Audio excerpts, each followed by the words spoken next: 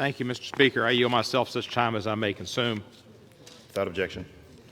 Mr. Chair, I rise in strong support of H.R. 4, the Voting Rights Advancement Act of 2019. This critical civil rights bill, the result of strong leadership by my colleague, Ms. Terry Sewell and Ms. Marcia Fudge, will restore the most important enforcement mechanism of the Voting Rights Act of 1965, its preclearance provision, by establishing a new coverage formula to determine which jurisdictions will be subject to preclearance. The Supreme Court, when it struck down the previous preclearance requirement in 2013, asked Congress to come back with a new preclearance requirement. That's what we are doing. This formula is self-updating because it requires a continuous 25-year look-back to determine whether at any given moment a jurisdiction has engaged in such pervasive discrimination so as to justify imposing a federal preclearance requirement on any changes to voting laws that it may make.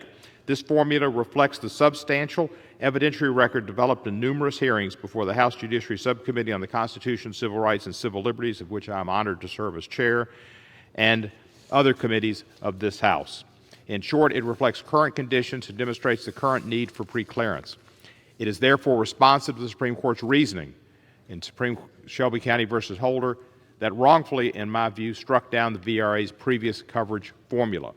Maya Angelou told us, when somebody tells you who they are, believe them. Somebody shows you who they are, believe them. Well, this is what the courts does with the preclearance. When they show you that they're going to discriminate against people and try to make it harder for people to vote, believe them and make it more difficult and make them come on the front end and show what they're doing is right. We've heard from my colleagues some of the egregious examples of continuing perversive voter suppression efforts by states and localities since Shelby County, particularly those that used to be subject to preclearance under the old formula. These include poll closures and relocations, changes in district boundaries, voter purges, and barriers to voter registration that target racial and language minority voters. I want to take this opportunity to respond to one of the main arguments my Republican colleagues have raised. We keep hearing from them that H.R. 4 would represent an unconstitutional federal takeover of state and local elections. Born in the South, I can tell you this argument is old wine in a new bottle.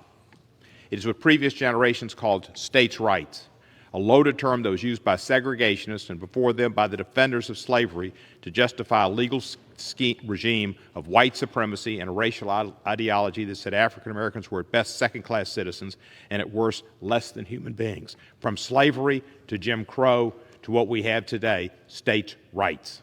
The Civil War and the 14th and 15th Amendments that followed settle the question that the other side raises by fundamentally reordering the relationship between Congress and the states, making it clear that Congress not only had the power but the duty to intervene against states when they engaged in racial discrimination to deny racial minorities the right to vote. And states did it, and did it, and did it, and most of them were in the South, and most of them screamed states' rights. Do not be fooled by the argument that H.R. 4 somehow exceeds our constitutional authority to address racial discrimination in voting. The other side will say that Reconstruction amendments prohibit only intentional discrimination and that to the extent that H.R. 4 addresses discriminatory effects of voter suppression tactics, we're not allowed to address those in this bill. The Supreme Court in City of Rome v. U.S. made clear that our authority under the 15th Amendment allows us to do just that, and that's what we should do. H.R. 4 represents exactly what the Reconstruction amendments contemplated. Congress intervening against states in the face of overwhelming evidence of continuing racial discrimination in voting. We must not shirk our constitutional duty. We must pass H.R. 4.